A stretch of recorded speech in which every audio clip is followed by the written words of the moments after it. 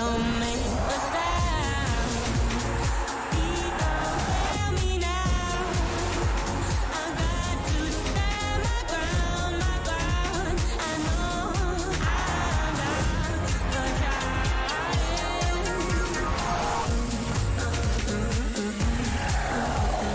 Please don't fail me now. Hello and welcome along to Inside the WSL on a week where yet another WSL manager has been sacked. We'll be asking how Jean-Luc FAWSL lasted just 95 days in the job at Everton.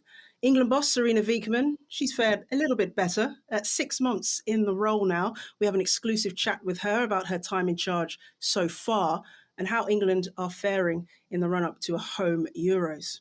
Also, landmark changes for female footballers based in England. They will now have improved maternity cover. We'll be talking about how this affects players day to day, particularly those who want to start a family. Also, we'll be hearing from Crystal Palace's Lee Nicol on the intimate image abuse she suffered 2.5 years ago and why she's now fighting for change. So lots to discuss on this week's Inside the WSL. So we needed someone who likes a good natter, former England and Manchester United goalkeeper Siobhan Chamberlain. Really good to see you, Shiv. Let's start with the Everton news. And I think probably actually the only club you haven't played for during your career.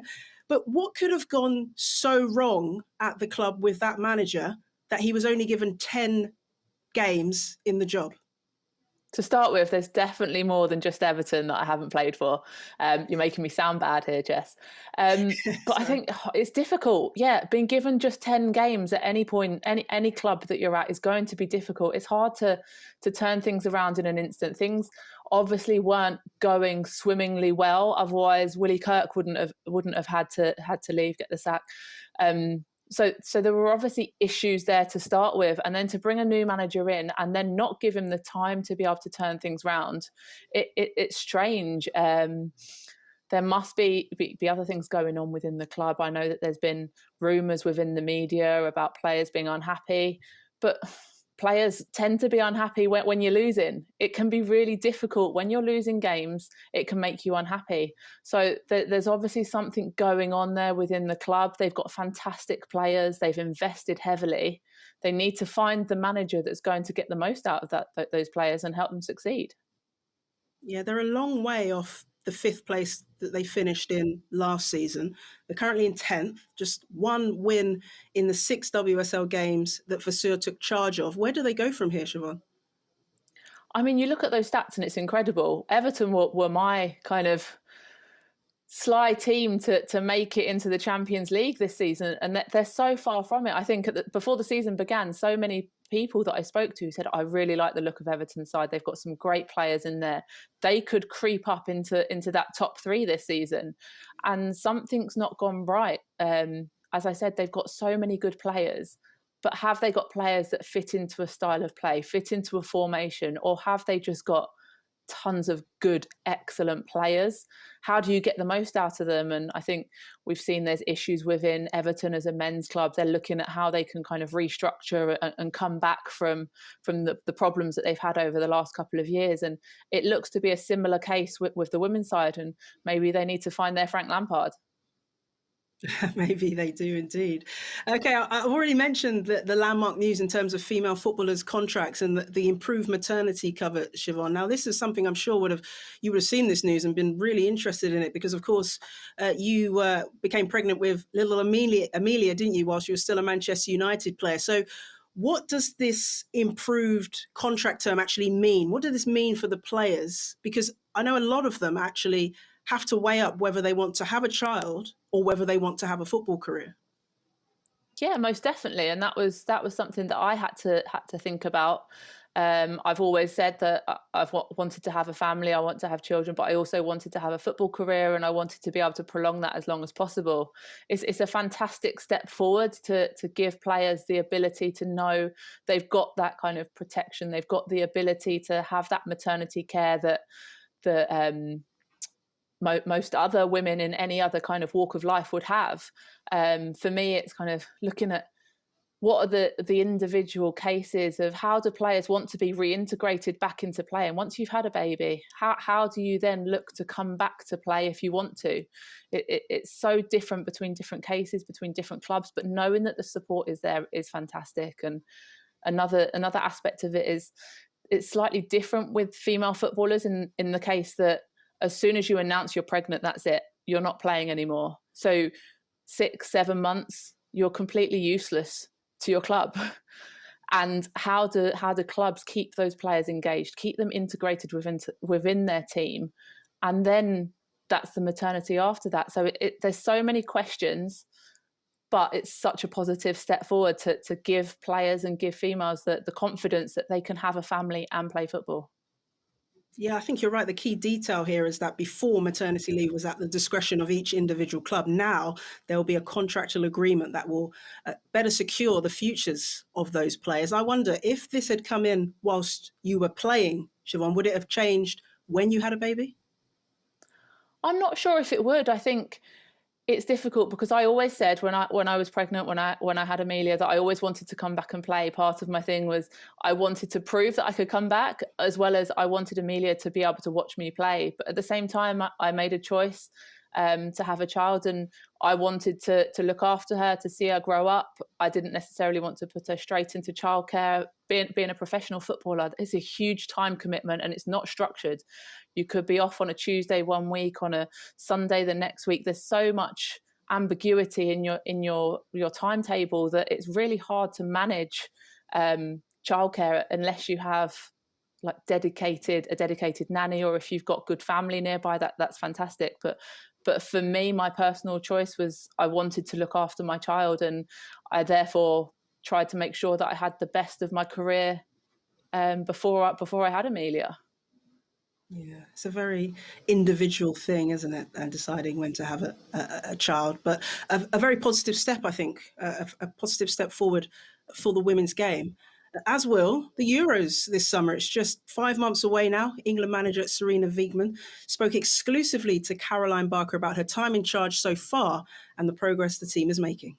First off, Serena, welcome to Inside the WSL. It's been lovely to follow your journey on Sky since how many years ago is it now, I feel, since you were announced? It's been a while, hasn't it? Yeah, it's about a year and a half. Yeah. I was announced in August 2020, and it took a year, yeah. I was still in charge in another job. Yeah. And then nearly 6 months now have practically been here. How have those months been? How have you found it? Well, very exciting. I've had lots of fun. Good to start here. Very warm welcome at the FA, and with the staff also. Need to wait for 2 weeks to start in September. Start working with the group, and yeah, from there we had 3 camps, and I really had a lot of fun, and I saw so many good things where we can continue with.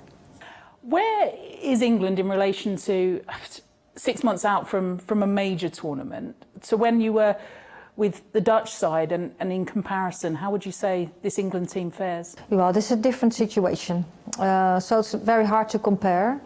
But I think the English team is pretty far. What I said, we started in September, and I think we had 3 very good camps and very good games. And now we need the tournament in February, which we play Canada, Spain and Germany. Those are top level teams. And then we know where we are. I think the next Euros is the biggest women's event in Europe. And so many countries have developed and still are developing very quickly. So it's going to be a very competitive tournament. And I think this February tournament will give us so much information, then we know where we are. And of course, we're very ambitious. What have you made of the standard of the WSL, of these players that you're working with? Yeah, let's first say that I really enjoy watching the games in the WSL. It's one of the strongest competitions in the world, I think. But still, it's still growing. As we see that the game develops, and the game here develops too. But for example, I watched the game Manchester City Arsenal. It's such an exciting game, such a high level. So it's really, again, really fun to go to those games and see the players see the individual play, but also the teams that trying to play the best game. And I think, well, you know, there's a difference still between the top-ranked teams and the teams lower in the table. But I think that's normal. That's competition too. But it gets harder and harder to beat the other teams. There's been some brilliant news over the past few days about the fact that they're upping in terms of the level of support for the women's game here in England, with maternity leave, for example, maternity rights too. How big a deal is that? And for you personally, would that have changed things for you when you were thinking about having children? Oh, absolutely. But it has been pretty well since I played. But at that time, there was nothing. So I actually wanted to play. We have two daughters now, which are already teenagers. But we waited. And it's not that you just decide to have kids, but we waited with our wish to have kids because I wanted to play football. And now it's different. Well, you're out when you're pregnant for a while, but you know, when it's arranged, you have a choice, and you can come back, and you have the support, and you don't have to worry too much about things. So I think that's really good, and it's also part of growing the development of the women's game. So I'm really happy with this development. Now, of course, before the Euros, England will be taking part in the Arnold Clark Cup. It's just 2 weeks now until it gets underway. Some really exciting fixtures. England will be up against Germany, Spain and Canada. Now, Siobhan, these are really high-quality teams. In terms of Sarina Wiegman's thinking, is this a time for her to tie down her starting 11 ahead of the Euros, or do you think she'll still be experimenting with team selection? I think it's a bit of both, really. I think she's brought new players into the squad, the likes of Ella Toone, that's been integral in all of her games so far. Ella Toone hasn't played against any top opposition, so she'll want to see players like her against the top teams. Wubben Moy, Rousseau, Katie Zellem, all these players that have come into her squad but haven't been tested in top international matches yet. They'll be the type of players that need this kind of competition to show exactly what they can do against the best. So it would be great for her to tie down a starting 11, but I think she needs to know who's going to be in her squad as well, because you know you can't win a tournament with 11 players. You need a whole squad. So what about in terms of tactics? Will we get a realistic idea from this tournament of just how far England are along in terms of their preparation for the Euros?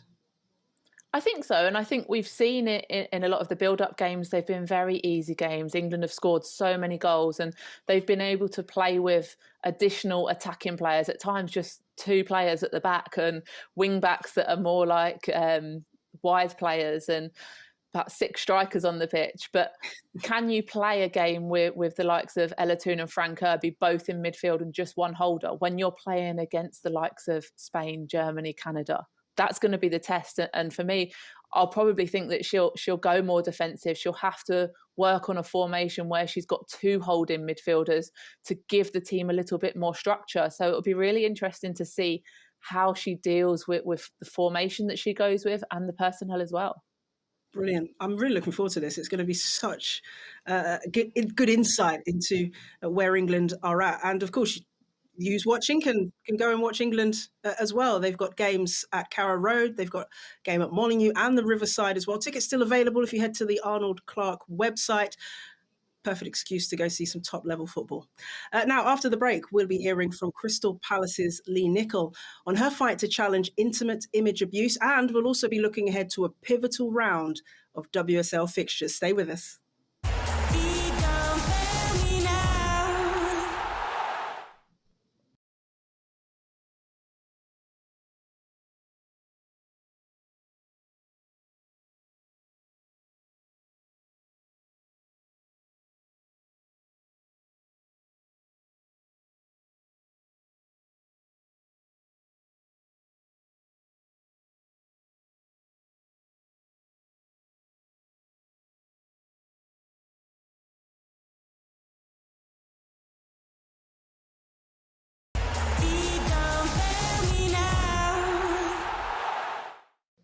Welcome back to Inside the WSL. Now, 2.5 years ago, Crystal Palace player Lee Nicholls' life changed forever when she was subjected to intimate image abuse. Now, she wants to fight for change and educate people on this type of abuse. She's been speaking exclusively to Lindsay Hooper. Lee, thank you for joining us. I think a lot of people will recognise your name, and there was a huge story about 6 months ago. I just wondered if you could briefly recap what happened to you. Yeah, so back in 2019, I was the victim of an iCloud hack. So it came from an unknown source.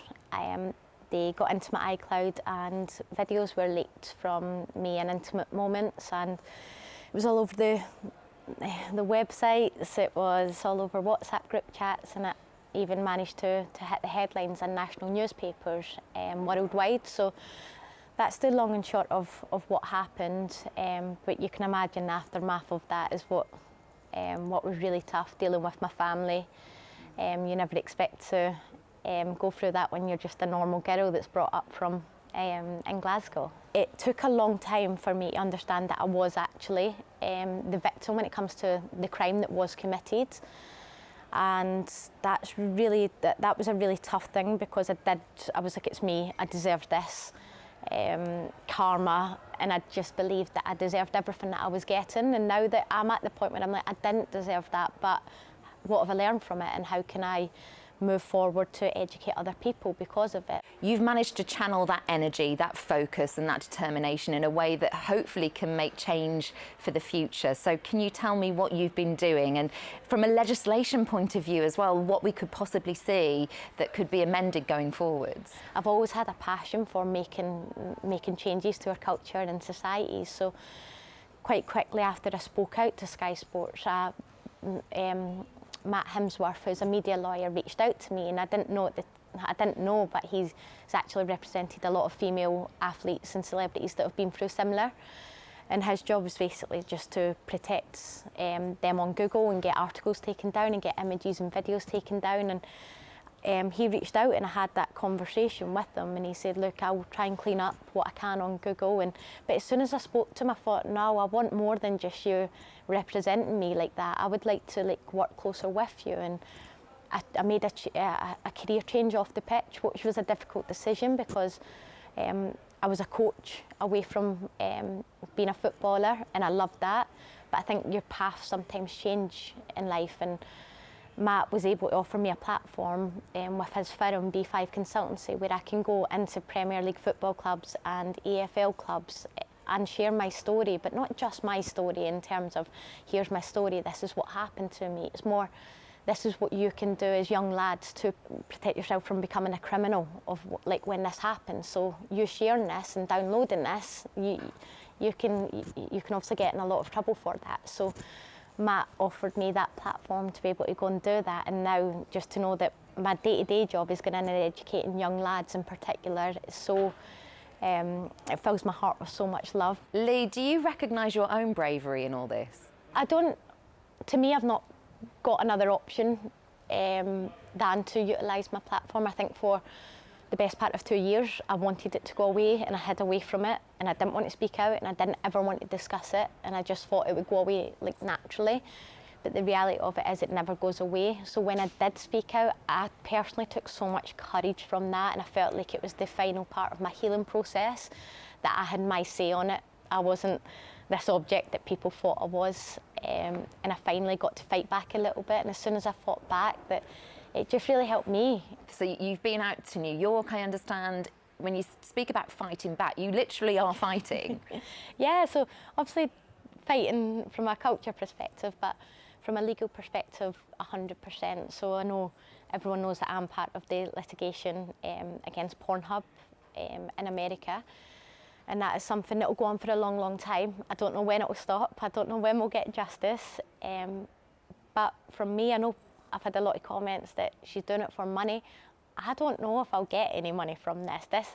I certainly wouldn't put myself through it for money. I'd rather just work hard for my money than get it given to me. The main thing is I want justice. For me, my life can't get any better from an emotional perspective anymore. So I want justice for those that haven't went through this yet. I guess together we can achieve a lot more. And there will become a point where it becomes completely sociably unacceptable to judge anyone for being anything other than themselves, as long as they're being a good person. And I guess, yeah, platforms need to do more. Government needs to do more, but I can't do much about that other than share my story and be the best version of me. And that's all that I'll be doing. I really appreciate Lee talking to us about such an intimate subject. Now, Siobhan, she clearly went through such a traumatic experience, and she's shown such courage in coming forward and talking about it publicly, clearly trying to turn that negative experience into a positive. I mean, how important is it for players to use their platform like this to bring about change? Yeah, so important. It's kind of what has she learned from it and how can she educate others? And it's so brave of her, especially to go out there and to speak to young boys, to put herself out there to help them as young men moving forward into their lives, to protect them, to protect young girls as well. And it's very brave, selfless, courageous, all of those things. And I think one of the key things that I took away from that is that things take time. It didn't turn around for her in an instant. It's been a long period. So for people that have suffered with things like this, that if things don't look like they're changing, you don't look like you can get through things, time is a healer. And I think it's real credit to her how she's using her platform to help others. Really is. Best of luck to Lee and her fight for change. Incredible work that you're doing.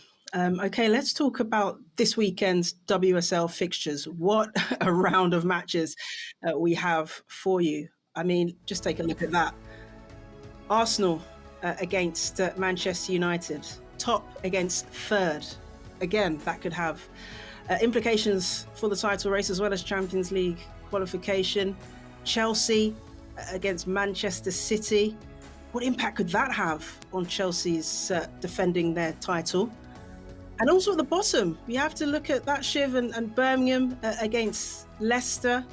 That is a massive, massive game in terms of the relegation battle, because it means if Leicester win that game over Birmingham, they'll open up a 5-point gap in the WSL table. They'll also have a better goal difference looking at the table there. And I wonder, Shiv, does that make it must win for Birmingham?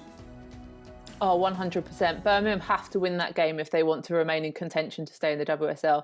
You look at the goal difference as well. You said it yourself, that counts as an extra point. So although it's only 5 points difference, that takes it up to 6 points. And that's so difficult to come back from in a short season when you're not winning a lot of games to start with. It's going to be really difficult for them. So 100% they need to win this game at the weekend. And there's a lot of pressure on those players. But I'm sure they've got the manager in place who's given them the confidence at the moment to go out there and get a result. So a pivotal game at the bottom of the table, but pivotal games at the top. This title race, every single week we say it really is hotting up. I think this is going to go to the wire, isn't it? I mean, you look at that Arsenal against Manchester United game, a win for United, and they're just 2 points behind Arsenal in second place. They're not out of this, are they, Shiv? Yeah, most definitely. I think there's 4 teams that are definitely still in it. I think you can't discount Manchester City. They've got games against those top teams that can really close that gap and build on their performances that they've had in the new year. They're a team that are flying at the moment as well. And see, Arsenal had a bit of a slip. They've kind of started to come back into it, but they've turned it around. But they only beat London City Lionesses 1-0. They won by 1 goal against Brighton. They won 2-1 and they went 1-0 down. So yes, they've started to get those results back, but the performances probably haven't been where we've expected them to be for Arsenal, given their results and the way that they started the season. Chelsea as well, they slipped up a little bit. Obviously, huge confidence for them after the win against Manchester United last night. That will do them no end of good going into a game against Man City. But there's nobody that's really kind of stuck out and said, I'm going to win every single game in this season and I'm going to romp home with that title, which it looked like it might be Arsenal from the beginning, but it makes it much more interesting. Do you think Arsenal have the psychological advantage playing on the Saturday and then Chelsea playing the day after? Potentially, I think I don't necessarily think as a player I would look at it like that. You just go step onto that pitch and you say, this is the game I'm playing, this is the game I've got to win. I'm going to go out there, put in the performance to get those 3 points. And you look at the players that are coming back into that Arsenal side. You look at the likes of Tobin Heath. She's a winner, and she will instill that confidence, that belief and that mentality into that squad to help drive them forwards. And I think for me, she's going to be key in mentally making sure that they've got that edge to get the games across the line. And just a word on a rejuvenated Manchester City side taking on Chelsea. They have been pretty much out of this race for most of the season because of such a bad start to this campaign. But they are showing, I think, that they still have title race credentials, right? They definitely are. They've got such a good squad. You look at their players, and I think even when they had injuries, they still probably had the players on the pitch to be able to get better results than they did. So they would have been frustrated by that. There were a lot of questions asked, but you can't really ask any questions about their form at the moment. Georgia Stanway is absolutely flying, scoring so many goals. Now she's back in her regular position. You've got Lucy Bronsback, Steph Horton, Ellie Roebuck as well, who's going to be a huge addition to that team. So they definitely can't be discounted at the moment. Well, Shiv, thank you so much for your insight this week on Inside the WSL. It's been great to talk to you. Thank you very much for having me. Now, just time to tell you about a fantastic fixture we have for you live on Sky Sports this Saturday. Take a look at that. Arsenal against Manchester United. It's top against third. Our coverage gets underway at 12 p.m. That's on Sky Sports Premier League and Sky Sports Main Event. And Inside the WSL will return next Thursday. We'll have a Player of the Month special for you. Same time, 6:30, same place, Sky Sports Premier League. So make sure you join us on Sky Sports on Saturday for that match.